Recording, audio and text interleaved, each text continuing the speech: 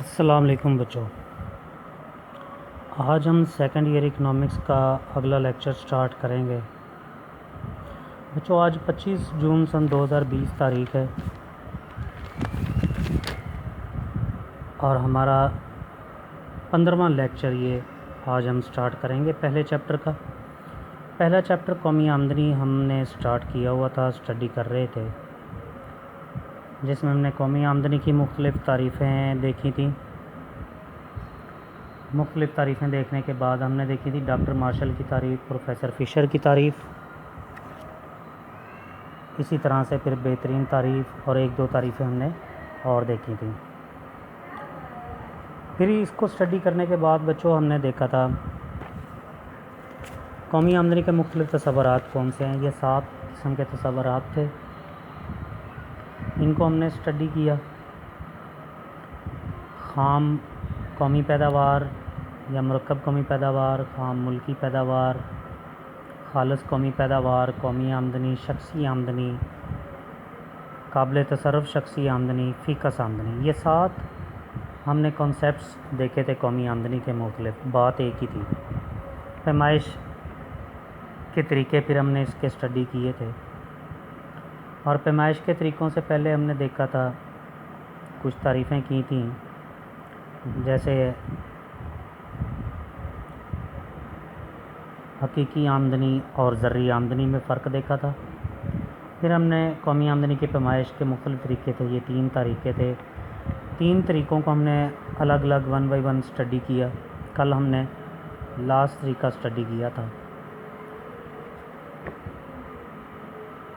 کل خرچ کا طریقہ، اور اس میں ہم نے اخراجات دیکھے تھے، کون سے اخراجات آتے ہیں یا کون سے اخراجات قومی آمدنی میں شامل ہوتے ہیں، ان کو جمع کر لیا جائے تو قومی آمدنی معلوم ہو جاتی ہے۔ بچوں آج ہمارا ٹاپک قومی آمدنی کا دائری بہاؤ ہے۔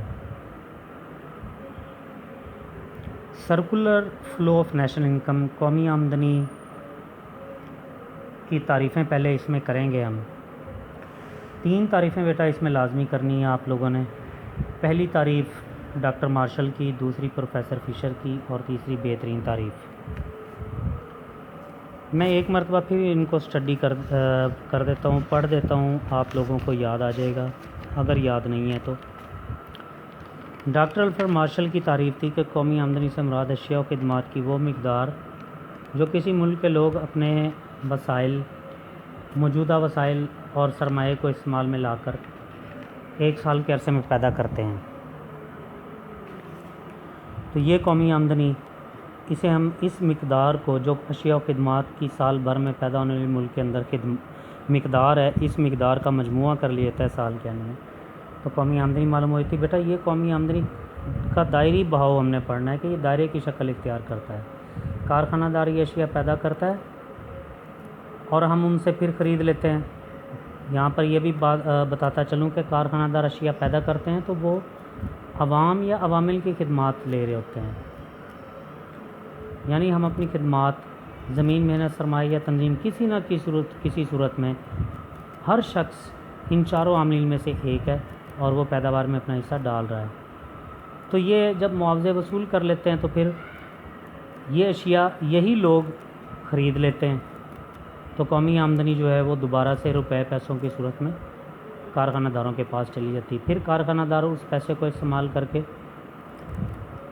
پھر عوامل کی خدمات، زمین، محنت، سرمایہ تنظیم کی صورت میں حاصل کرتے ہیں اور پھر انہیں ان کے معاوضے ادا کر دیتے ہیں، لگان، اجرت، سود اور منافع کی صورت میں۔ تو یہ ایک سرکولر جو ہے فلو بن جاتا ہے قومی آمدنی کا، اور یہ ان 2 اداروں کے درمیان ہی رہتا ہے، یعنی عوامل اور کاروباری ادارے یا فرموں کے درمیان۔ تو بچوں یہ قومی آمدنی کی ڈاکٹر مارشل کی تعریف پہلے لازمی لکھنی ہے، قومی آمدنی کی ہیڈنگ دے کر۔ اس کے بعد پروفیسر فشر کی تعریف ہے، اشیاء و خدمات کی وہ مقدار جو 1 سال کے عرصے میں صرف کی جائے، خرچ کی جائے، اس خرچ کا مجموعہ قومی آمدنی کہلاتا ہے۔ اس کے بعد بچوں آپ لوگوں نے بہترین اور جامع تعریف لکھنی ہے کہ قومی اشیاء و خدمات کے بہاؤ کی وہ مالیت لی جاتی ہے جو کسی ملک میں 1 سال کے عرصے میں پیدا کی گئی ہوں، بشرط یہ کہ اس میں سے سرمایہ کی فرسودگی کا الاؤنس اور بالواسطہ ٹیکس نکال دیے جائیں، تو باقی قومی آمدنی رہ جاتی ہے۔ یہ 3 تعریفیں پہلے کریں گے، اس کے بعد بچوں قومی آمدنی کا دائری بہاؤ کا ٹاپک آپ لکھیں گے۔ قومی آمدنی کا دائری بہاؤ circular flow of national income ہے۔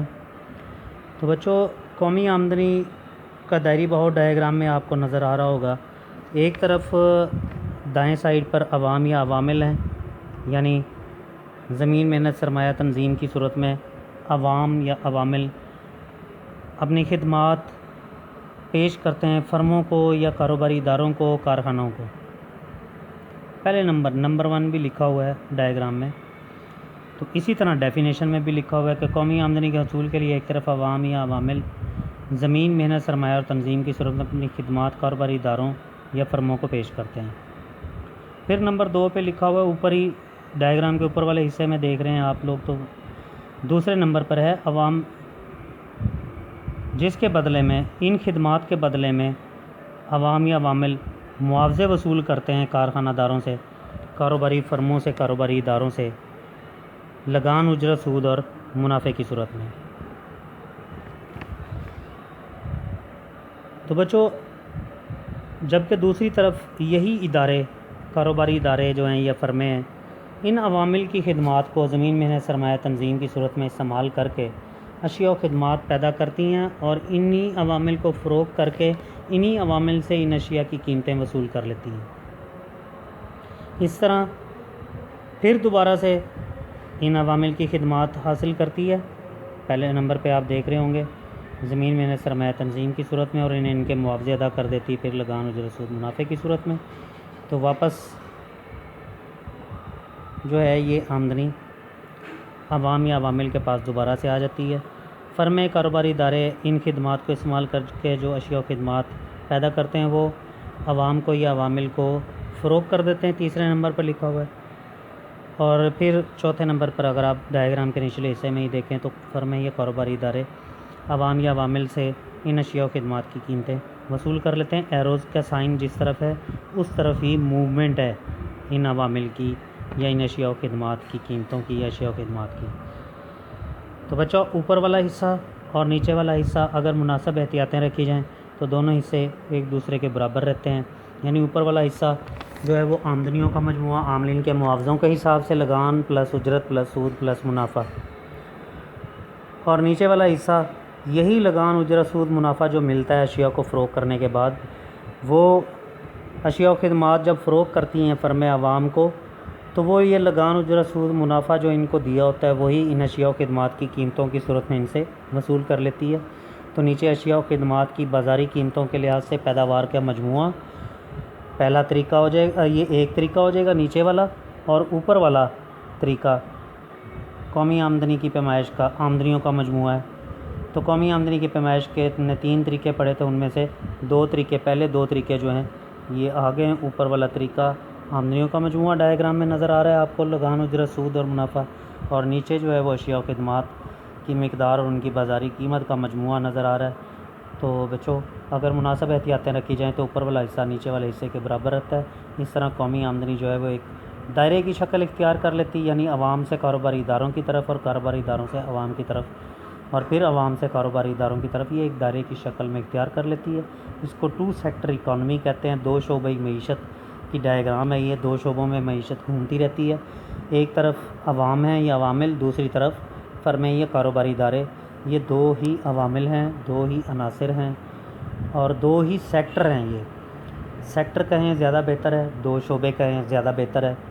تو یہ بچوں circle flow of national income کی ڈائیگرام، پھر نیچے اس کی وضاحت، اوپر تعریفیں وغیرہ، یہ 10 نمبر کا سوال آ جایا کرتا ہے۔ یہ چھوٹا سا سوال ہے، اس کو تیار کر لیں گے بچوں اچھی طرح سے، اور اس سوال کو اسی طرح اٹیمپٹ کریں گے تو 10 میں سے 8 یا 9 نمبر آپ گین کر پائیں گے۔ تو بچوں ہمارا آج کا ٹاپک یہاں پر ختم ہوتا ہے۔ کل ہم پھر مزید قومی آمدنی کے مختلف اور کچھ تصورات ہیں ان کو بھی اسٹڈی کریں گے قومی آمدنی کے حوالے سے، اور آج کا لیکچر یہاں پہ ختم کرتے ہیں۔ اللہ حافظ، السلام علیکم۔